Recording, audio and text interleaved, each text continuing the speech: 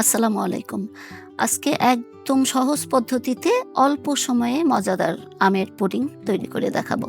এই পুডিংটা এত কম সময়ে তৈরি করা যায় যে বাসায় গেস্ট আসলে গেস্ট বসিয়ে রেখেও ১০ মিনিটে তৈরি করা যাবে। তো এখন আমি একটা ছোট হাঁড়ি বসিয়েছি।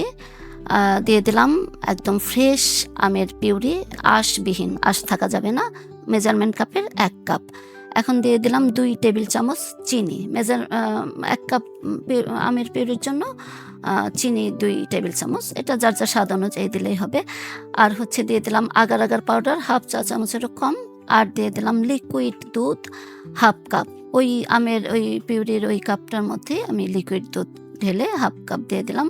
দুধটা দেওয়ার কারণ হচ্ছে পুডিংটা সফট করবে, আর তাছাড়া এই আমের মিশ্রণটাকে একটু পাতলা করবে।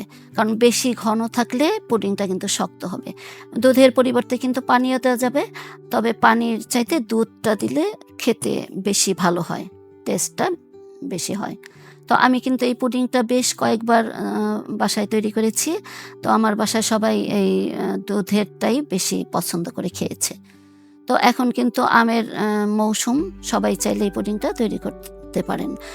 আর হচ্ছে এই যে বেশিক্ষণ জাল দেওয়ার দরকার নেই। এরকম সাইড দিয়ে যখন একটু বলক বলক আসবে তখনই হয়ে যাবে। এর চেয়ে বেশি ঘন করতে হবে না, তাহলে কিন্তু এই পাতিলের মধ্যেই সেট হয়ে যাবে। তো আমি কিন্তু চুলা অফ করে দিয়েছি। এই মিশ্রণটা রেডি। আর যে বাটিতে আমি সেট করব সেই বাটিটাও রেডি করে নিয়েছি। তো এখন ওই বাটির মধ্যে আমি ঢেলে দেব। এই পুডিংটা খেতেও কিন্তু অনেক মজা হয়, আর বড় কথা হলো অনেক অল্প সময়ে করা যায়। এই বাটিতে ঢালতেই কিন্তু জমাট বেঁধে যায়, মানে এত দ্রুত জমে যায়। আর হচ্ছে গেস্ট বসিয়ে রেখে আমি এখানে একটা টিপস বলে দেই। এটা ঠান্ডা করার নিয়ম। ঠান্ডা বরফ পানির মধ্যে বাটিটা বসিয়ে রাখলে দ্রুত ঠান্ডা হয়ে যাবে, কারণ গরম পুডিংটা কিন্তু ফ্রিজে রাখা যাবে না। তো এই যে দেখেন আমি বাটিটা কাত করছি, এখন কিন্তু ঠান্ডা হয়ে গেছে। এখন আমি কাটবো।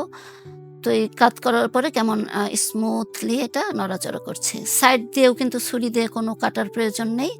এভাবেই একটু ওই প্লেটের মধ্যে ঢেলে দিলেই ইজিলি পড়ে যাবে পুডিংটা। আর খেতেও কিন্তু অনেক মজা। আপনারা চাইলে এটা বাসায় তৈরি করতে পারেন। তো এখন আমি এই যে বাটির থেকে এই প্লেটের মধ্যে ঢেলে দিচ্ছি। একটু সাইডে চলে গেছে, আমি একটু মাঝখানে নিয়ে আসছি। এখন আমি কাটবো। দেখেন দেখতেও কিন্তু অনেক সুন্দর হয়েছে, খেতেও অনেক ভালো হয়। তো এখন আমি কেটে দেখাচ্ছি।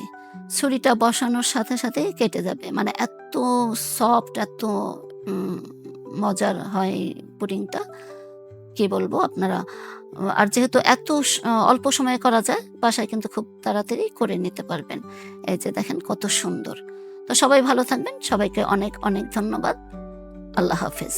আসসালামু আলাইকুম।